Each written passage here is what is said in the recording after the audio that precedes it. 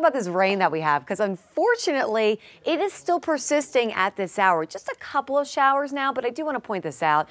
Basically to the north of Boston, around Lynn to Gloucester, Newburyport, picking up some light rain showers or some drizzle. It's very low-level stuff.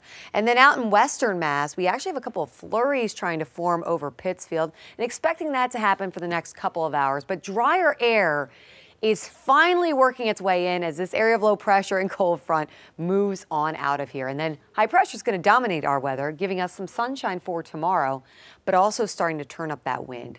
In terms of the month of March, it's rained quite a bit, but we're still actually below average. Today we picked up 4/10 of an inch of rain in the Boston area. And if you think it rains a lot, or you think it's always wet in March, it has been a gloomy March. 13 of the last 19 days, we've actually had precipitation in some form, whether it's rain or even some snow. For tonight, it will be rain for most of us. The only exception may be western Mass getting in on some flurries mixing on down. Temperatures dropping into the 30s and 40s. The skies begin to clear out overnight, and then those winds start to crank. We have the wind advisory in place until 2 p.m. tomorrow afternoon. Expecting wind gusts in excess of 40, maybe upwards of 50 miles an hour at the top end, but I do think more likely it will be about 40-mile-per-hour wind gusts. In terms of the wind speed right now, already starting to strengthen in Boston to Springfield, where you can see winds are sustained at about 20 miles an hour out of the west, and eventually these are going to shift to the north and west tomorrow. So it is going to be a little bit of a cooler day out there tomorrow. We'll have more sunshine, though, by the morning hours, and then some afternoon clouds will work on in. And notice those winds continue to be pretty strong in Boston. In terms of high temperatures tomorrow, through the afternoon with some sunshine, we should warm up into the low 50s in Boston and points south and east.